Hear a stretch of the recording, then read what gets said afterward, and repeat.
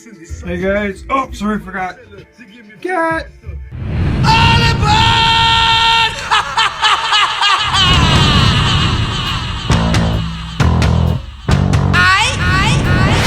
Hey guys! Oh, yeah, I'm playing music, but go ahead, if you guys can copyright this one, that'd be funny. Anyway, my rims are in. This is my Christmas present to me. I was allowed to spend $100 on myself, and so I thought I'd get my rims for Rock Concert. Now, these rims come with these. There's two of these in each. They're big steel weights, and they just fit in there like that. And then there's an elastic band or a rubber washer that goes around to hold them there. But I don't need the weight because the truck's going to be heavy enough. I drilled holes because I don't like sealed rims because it makes it harder to get the tire on there. And also, like being in Chilliwack, British Columbia, if you run over a blackberry thorn, you can put a pinhole in your tire. And with the weight of the vehicle sitting on it on the shelf, it will push the air out just slightly, but it won't be able to suck it back in. You know what I mean? If you know what I mean, you know what I mean. So, yeah, I opt to drill holes in my tires. I don't clean them out anyway, so I don't really care. But putting these tires on these rims is a pain in the ass because the foams are wide. So, to try and get, because like the outer part of this ring actually sits inside of the bead, and you have to spread the bead out a little bit to get it in there. But trying to get the bead to sit in the channel around the edge of the rim itself is a real pain in the ass. And I also didn't do the other thing that I always do with bead lock wheels. On the inside of here, I know it's not off. I'll probably take it off real quick and show you. Turn it down for a sec.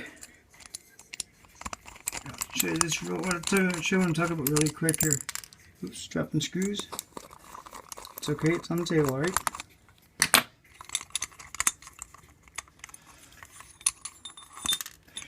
Okay, on here, well, that's a groove that is hard to kind of get it in there sometimes, and it's all slippery. And on here, normally I'll take my grinder and I'll grind this all the way around the edge where it holds on the tire, so it's not so smooth, so it helps to pinch the tire in there better. And I'm thinking about I should do that now with the last three, and then take this one apart again and do the same thing to this one, so that way they stay, you know, because this is going to be I want this to have a brushless ESC in it if I can ever afford one for my rock bouncer. But yeah, so that's what I got to do. So I think I might have to take this one back apart again. I put it together last night, and then I realized that I didn't drill a hole in it, so I was like, son of a bitch. So I had to take it back apart again. Now I got to take it back apart again. And these screws, these little holes, they're way too small. I mean, they should have used a beefier screw, because in these threads you can actually feel it wanting to strip out. You can take these screws out and they're spinning tight.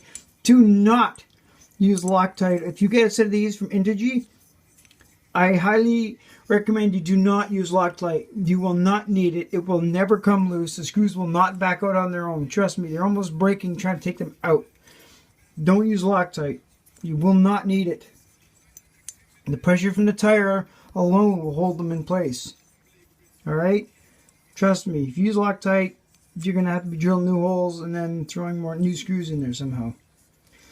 I only want to put these on once, so I think I'm going to take this wheel back apart again and then treat my rims, you know, scrape up the outside edge so that the tires don't, so that where it grabs on the inner, this isn't a 2.2, but, you know, so where it grabs on the rim, right in here, so where it pinches is actually coarse, so it doesn't slip.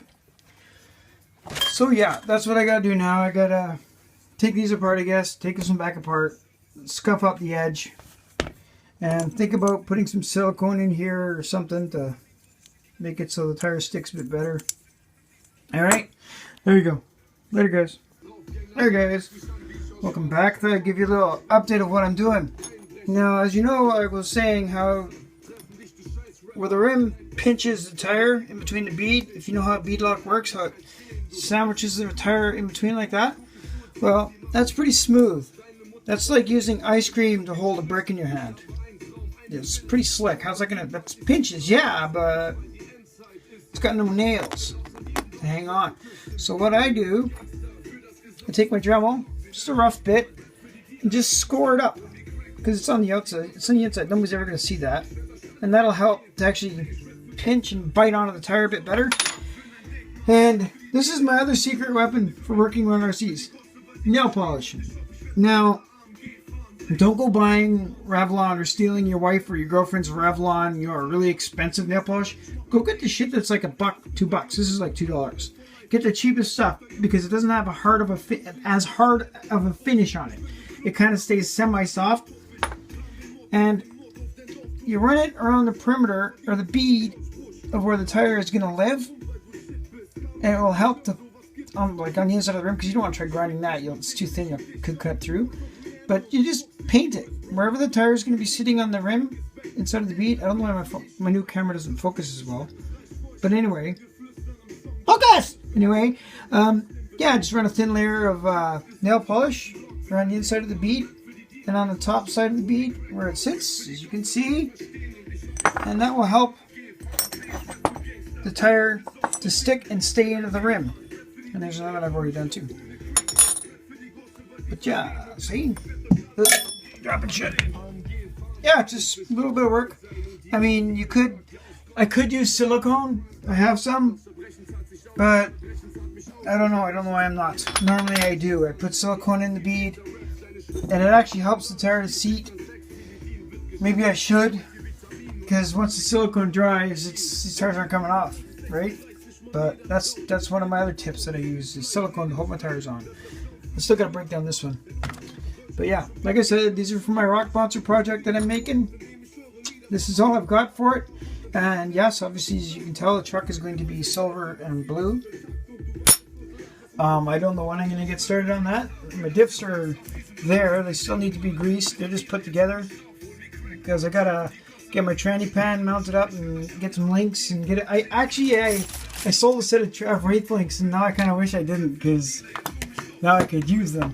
But oh well, I'll make do. So yeah, that's where I'm at. This project's probably gonna take me. Oh, it could take me 6 months, really. It could, because I want to do to it what I did to the goat, is just give it all my time and attention. I got my rims sitting on there for now. They sit in too far. I need spacers for them still, but you can't drive it like this. It doesn't work too well. The front tires rub. But anyway, I'd like to give you guys an update of what I'm doing right now. See, oh, look at that, cute little center caps. And the other thing too, you don't want to tighten these screws up too much because, no offense to Integy, but the aluminum they use is it's very soft. So it's very, very easy to strip out these little teeny weeny threads. That's why I say don't use Loctite, because as you tighten it up and you get tight, you get a little snug, it actually stretches the threads like a little spring and it will hold tension. So don't use Loctite and don't over tighten them because they'll strip them out so friggin' easily. So I hope this little video setup helps you guys. Grind off the pretty part because it doesn't need to be on the inside. I mean, it could be rougher, but maybe I'll hit it with some coarse sandpaper afterwards. Just scrape off the anodize and then hit it with some of this. Some of this coarse emery cloth just to gouge it up so it bites onto my tires. There's not much of a lip, so. Alright guys, this is it. Have a good day guys. Remember, build with passion, or don't do it at all. Hey guys, I decided to give you another show, what I'm doing. There's a little bit more to add to the video I just made. I take I've used my Dremel and on an angle, kind of sanded off all the anodizing because you don't want it on there because it's slippery. I'm still got to take my emery cloth and scuff it up so it's got a better bite. But I want to also share with you guys a very good safety tip. I don't have a respirator, like mask. And if you're grinding with a Dremel or whatever, and it's aluminum is very, very bad for you to breathe in. I remember one time I was grinding, I can't remember what it was I was working on. I was grinding up something that was aluminum downstairs, and I ended up getting like really sick, man. I was throwing up, I had a bad fever. It was pretty shitty, and it was because of the aluminum dust. So with my vacuum cleaner, it's an old one that I set up as a shop vac. You can buy them at the pawn stores cheap. You know, get one that doesn't have a power head. I just mount it up there, put the hose in the vise, and then I just grind like right in front of it. And it sucks all the shit into here, goes into the bag. And this one even has like a HEPA filter, so it's even that much better. And now it doesn't smell like aluminum dust in the room, and I'm not going to get sick. Alright guys, remember, hope this helps.